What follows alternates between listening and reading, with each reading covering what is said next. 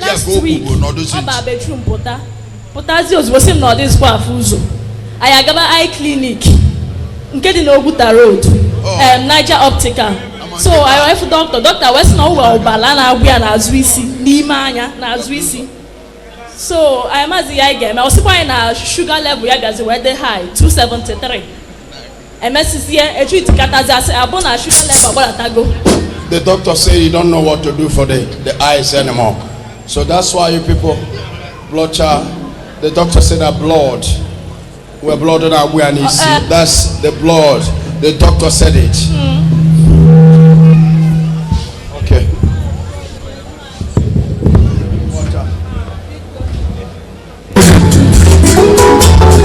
Jesus kile me kunye mamu mamu. Ike me shugo ni me kunye mamu. Shugo me go to measure. Komande mamu alabasta. Ike me shugo ni me mo komande mamu. Yake mucha kalo. Na kikamba. Ani go brown say. Ani ma dog wata. Ani go brown say. Ani ma dog wata. That's not a show. Ani ma mo ba ju. Odumeje akusane mwananya ai Odumeje akusane mwananya amala oda sugar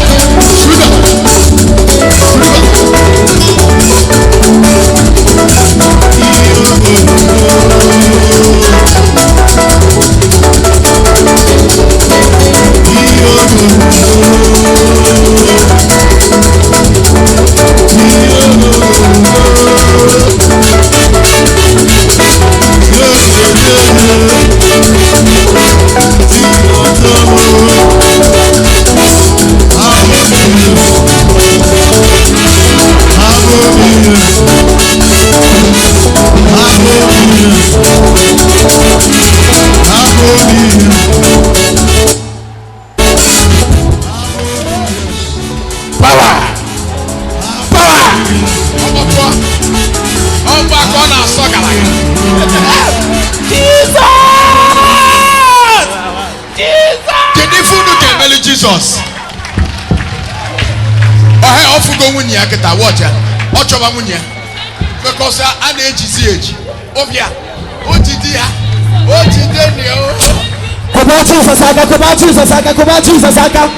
The God of the major prophet, the lion from Judah. That is the Messiah of your generation. Oh, my God. Oh, my God. Oh, my God. Oh, my God. Very tired because he thought that his own word is gone. Oh, sweet. Please, you will be so weak.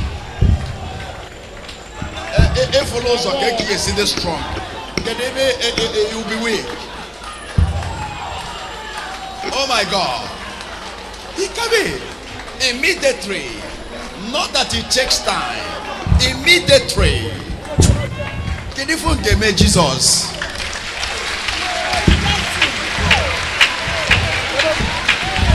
Jesus in this house. Appreciate the mentor. That is for you to have a father. A father that when the battle comes, he will still tell you has the power to finish. Look at the man running. He can see very clear before he can see at all. Boom.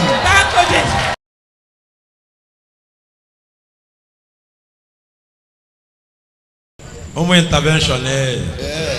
Never. And my plan business in Gejemen and Lagos. Njecha batana ban. Hey, Oboto.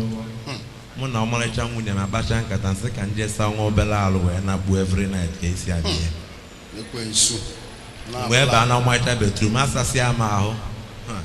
Ekwensu na ndo otu ya bulu bata. Ya mepe bedroom si na bedroom pota. Now for darkness. Jesus. Easy. Oh my God. Ade afuzo uzo. Hey. Omozo onya na afu. Mpo maracha nwunye m. Na ade ma afusko uzo. Oh my God. Aya ba ya na amu. Mato ma cafe amaka na azu sin la ola chifo mfukilia. No oje ne be fi mo ne na palo. Oh my God. Anabuo. Oh my God. Umunne nno mu oke. Neba. ebe a bụ ọtụmọkpọ ndị nsọ n'eziokwu. A na-akpọ onwe m lion mana ihe mekwe lion nne ya ụjọ abakwa gị small. Ịma na lion dịkwa lion dịwakwa. Oh my God. A na-ekwu ọ na-akpa mmụọ n'ọkpa agwa amụ my brother and sister. Anọkwa m ebe a na-eme ihe alagide ụlọ mụchigide anya ka mmadụ nọ nọ mbetụkwa anya mma na ngafe ụzọ be na-egba ama ọchịchị megide ihe a ji wee fụ. In that morning 19 July, that on Tuesday I see nothing. My wife man at this thing apụgo n'egwu. Holy Ghost abịa obido kpọwa call kpọọ my mother kpọọ my brothers ebe ebu m eje ka m amarọ ihe mma na a na-akpụ m eje ebe ọbụla ka mma na ngafe ụzọ. Jesus. Even nọsi na-eche bụ biznes m nwunye m ama ka e esi mie ọmaka o esi kpọọ onye ọcha ọmaka o esi mee nka enwe ka ihe a si mee gịnị ka a ya akọta ikwu ọgwụ ndị niile dị nna sisi nji wee nụọ ya a na-egbu a na-eme niile anyị ejibiri jebe dọkịta kwana aja bụ mkpọm jedị nke afọ m ụzọ ya ụkwa n'ụlọ njụta ọkwa Naija Optica. Naija Optica nke dị n'Oguta Road. Oh my God. Ejeruo m ebe a ihe mma a sị ndị onye ọcha na ebe a ọ dị oji dị ọcha amarọ m ihe mma na si mebe emebe ka mma na ngafe ụzọ tụfịa akwa ọ bụla ego si nyebefa bụ ebe ha na mmiri mana ka mme gịnị ka m fụ anya nji afọ ụzọ. Oh my God. A na-egwu ọ na-adị worst emegide ife a ka egwu dọkịta sịsị ṅụba ọgwụ nke gbakazi ime isi bụ na abe njecha ihe niile a na-eje dọkịta wee sị na ọga otu a ka anya gaghị adịzikwe nsị a nkwuo n'obi ma ọ bụ na mfe ụzọ m pịa ya ofu ọkpọ ọta ife a na-akọ. Oh my Jesus. mana nkwa nke m akọwara ụlọ ka a nọkwa n'ụlọ ọgwụ na first day agwa m na lion dị n'ọdị na lion nke m abazie lion Moses lion ụjọ nkwụ akwụrụ mbi aka lion ụjọ.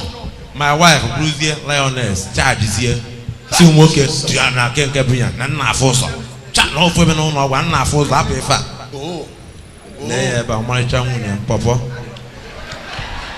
ọ na-abalụ m na-ekwu n'obi na nwaanyị aghọtakwa n'ife nwoke na-agabiga achọọ m n'afọrọ onye a bụ ofe nkụpụ nsị ọmụ ụzọ warehouse ka ojiki warehouse ka nke ọmụ ya ka ihe ụmụ a na-eme ọ sị m taa n'ọnya na-ekwu n'ọnya bụ lioness nse n'ọnya ka m bụzọ ma nke bụla ihe na-akpọkwu ma ya lion sị n'ọnya bụ lioness na nwunye m bụkwa agaba nwaanyị oche ji ọcha adịkwa ọkọ nsị apụghị okwu ihe na-ebu ike kpọgoduru m ma ọ mee na fon ka ọ bịagodo abịa ọ nọrọ njụ na mbie aka ọ ya bụ ya ọsị m ma ọ mee na-abịa na ọsị m chelogodo ma ọ mee gịnị abụzi nke mgbe m bidoro ọ bụzikwa edie na-eme ife a ọ lọọla ya nke na ala nke m bụkwuzie na Moses ọta m ife a na-akọ be m na-ekwu ka mma na nga afọ ụzọ ọ na-asị m ọ na-akọrọ m bụrụbụrụbụrụbụrụ emegide ihe ma mmadụ ala ndị ya a na-akọ akọrọ na shuga gbago akọ na dọkịta agwa sọntọntị nde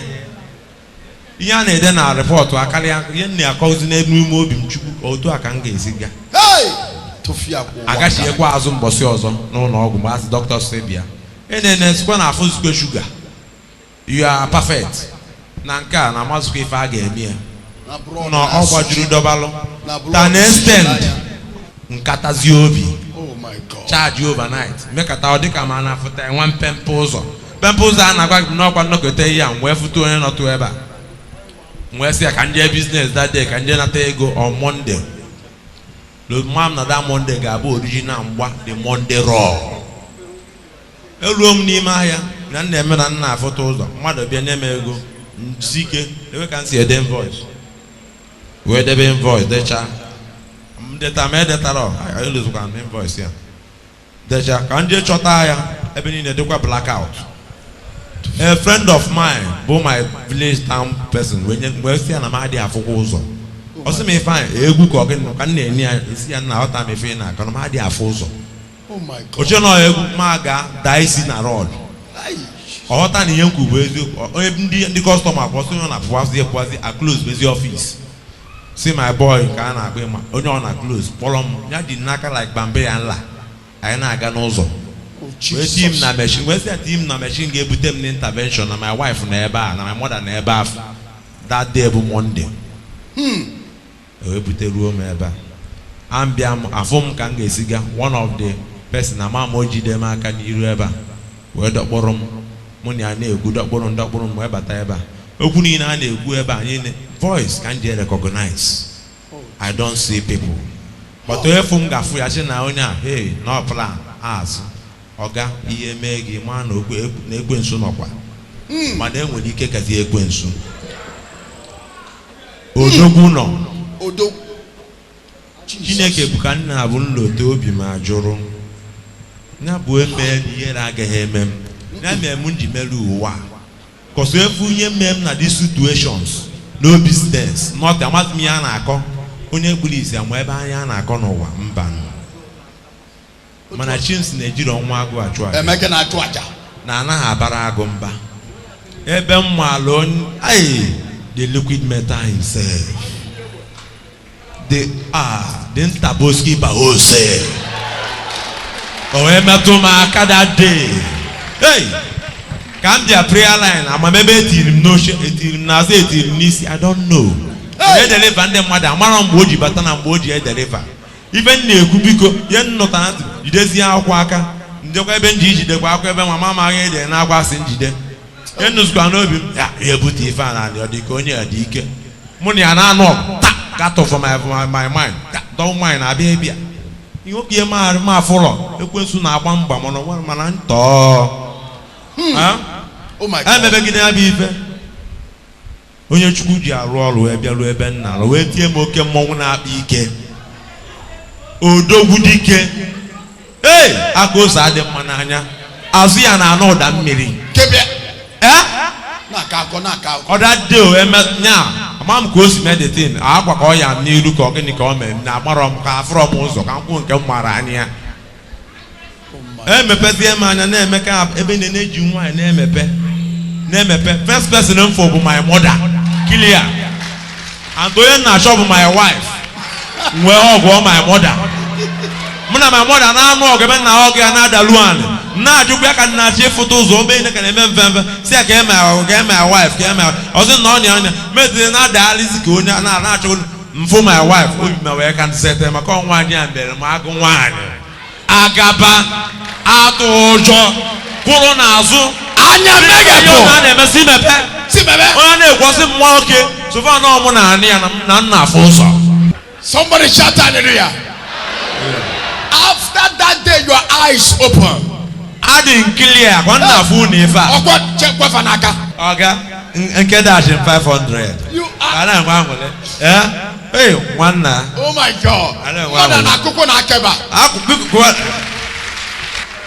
everything concern you as a problem have expiring date. I speak to you today. Your devil must die.